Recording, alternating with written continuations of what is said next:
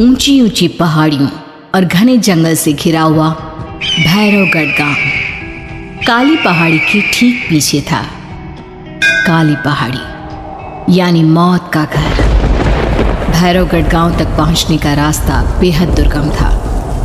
लगभग 24 घंटे घने तूफान और तेज हवाओं की वजह से वहां के वीराने माहौल की कहानियां लोगों के दिलों को दहला देती थी।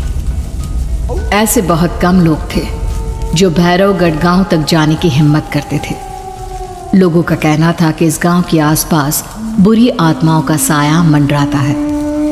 गांव के रहने वाले लोगों ने वैसे तो अपनी आंखों से किसी बुरी आत्मा या साये को नहीं देखा था, लेकिन गांव का बच्चा बच्चा इस बात को महसूस कर सकता था कि गांव के ऊपर कोई तो खौफनाक साया मंडरा रहा है।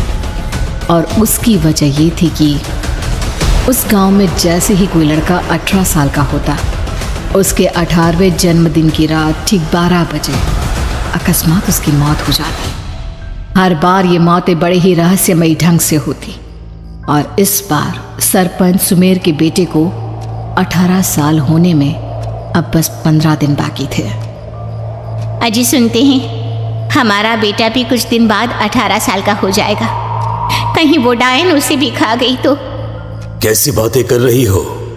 जब वो इस गांव में ही नहीं है तो कोई भी डायन या बुरा साया उसका कैसे कुछ बिगाड़ सकता है? उसे कुछ नहीं होगा। हाँ जानती हूँ, आपने उसे पढ़ाई के बहाने इस गांव से बाहर निकाल शहर भेज दिया है, लेकिन ये भी तो सच है ना कि वो बार बार यहाँ आने की जिद करता रहता है।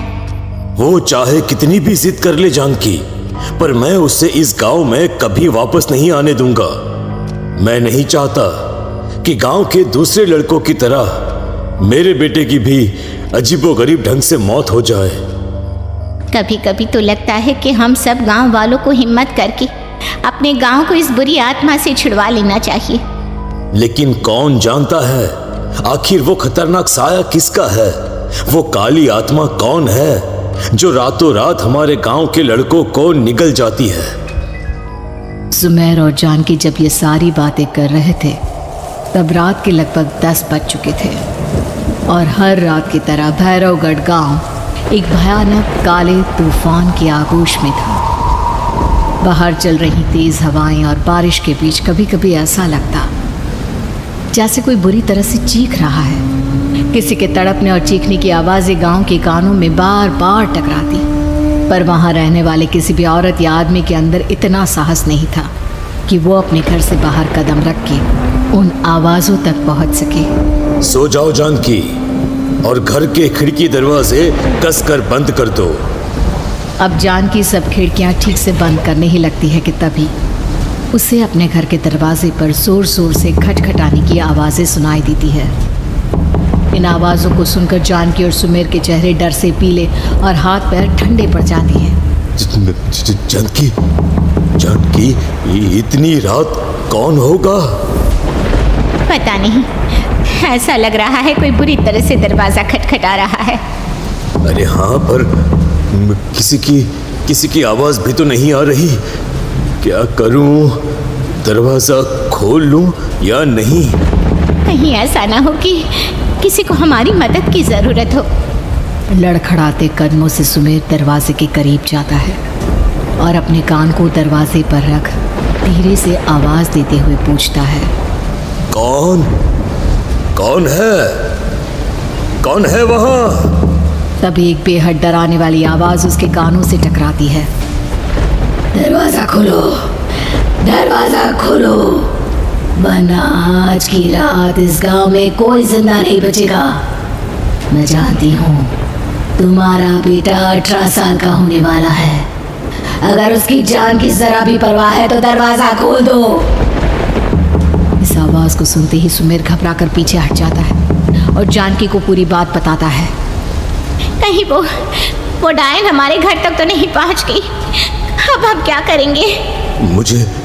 मुझे दरवाज़ा खोलना ही होगा जानकी। मेरे पास अब कोई रास्ता नहीं है। इतना कहकर सुमेर डर से अपनी दोनों आंखें कसकर बंद करता है और कांपते हाथों के साथ झटके से दरवाज़ा खोल देता है। तभी किसी के जोर से हंसने की आवाज सुमेर और जानकी को सुनाई देती है।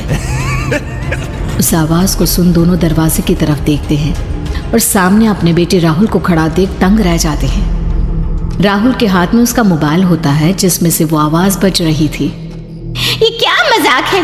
और तू यहाँ, तुझे मना किया था ना गांव में आने को, समझ में नहीं आता क्या? 18 साल का होने वाला है तू। माँ, आप लोग भी पता नहीं किन अंधविश्वास भरी बातों पर भरोसा करते हैं। क्या मैं अपने घर नहीं आ सकता? आप लोगों से नहीं मिल सकता? देख बेटा, हमने तुझे किसी वजह से ही इस गांव से दूर रखा था और यहां आकर तूने अच्छा नहीं किया। चल चल चल, मैं तुझे अभी के अभी वापस शहर छोड़कर आता हूं। ओफो पापा, आप बेकार की बातों से परेशान हो रहे हैं। बाहर इतना तेज अंधड़ तूफान चल रहा है, कहीं जाने की जरूरत नहीं है। मैं बस आप लोगों से मिलने आया हूं, कुछ दिन रहकर चला जाऊंगा। दिमाग खराब हो गया है इस लड़के का, नहीं जानता कि इस गांव में ये सुरक्षित नहीं है। किसने कहा था तुझे यहाँ आने को? ये आवाजें सुन, बाहर से जो आवाजें आ रही है तुझे सुनाई नहीं देती क्या? अरे माँ, जब जोर से तूफान चलता है, तेज हवाएं चलती हैं, तो इसी तरह की आवाजें आती हैं। ये बहुत नॉर्मल है माँ। नॉर्मल होगी तेरे लिए बेटा। 4 दिन शहर में पढ़कर आया है तो अपने माँ बाप की बात नहीं मान सकता। माँ, मुझे भी बहुत जोरों से भूख लगी है, पहले कुछ खिला दो, और रात भी बहुत हो गई है। हम इस बारे में कल बात करते हैं, ठीक है? राहुल के वापस आ जाने से जानकी और सुमेर की आंखों की नींद उड़ गई थी। खाना खाने के बाद राहुल तो अपने बिस्तर पर जाकर सो गया, लेकिन जानकी और सुमेर पूरी रात उसके कमरे के बाहर पहरेदारी करते रहे।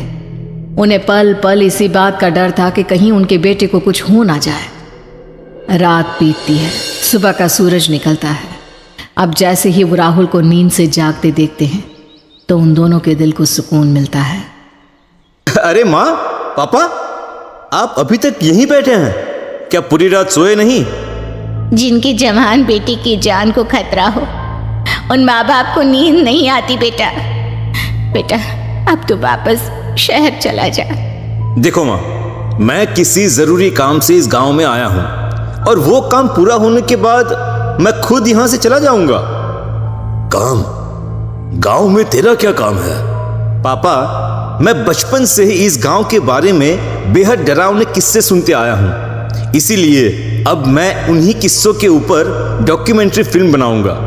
रिसर्च करना चाहता हूं कि आखिर सच्चाई है क्या। हे भगवान, लो जी, सुन लिया, और भेजो इसे पढ़ने के लिए शहर। मैंने आपसे पहले ही कहा था, मेरी बहन के पास दूसरे गांव भेज दो।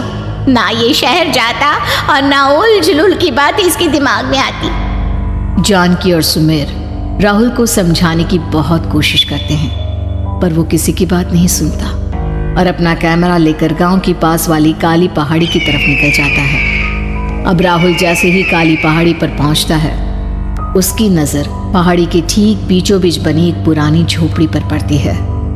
यहाँ भी कोई रहता है क्या? ये इंटरेस्टिंग होगा। राहुल की आवाज पहाड़ों से टकराकर उसके कानों में सुनाई दे रही थी। उसने चारों तरफ का नजारा देखकर वहां की तस्वीरें अपने कैमरे में उतारना शुरू कर दिया। तभी अचानक राहुल ने अपने कैमरे में खींची हुई तस्वीर को जूम करके देखा और उसमें उसे जो नजर आया वो देखकर राहुल की होश उड़ गए। क्या सचमुच उस गांव के ऊपर किसी बुरी आत्मा का साया था? क्या राहुल की जान बच पाएगी? क्या देखा था राहुल ने उस फोटो में जिसे देखकर वो दंग रह गया? इन सवालों के जवाब जानने के लिए देखिए इस कहानी का अगला भाग।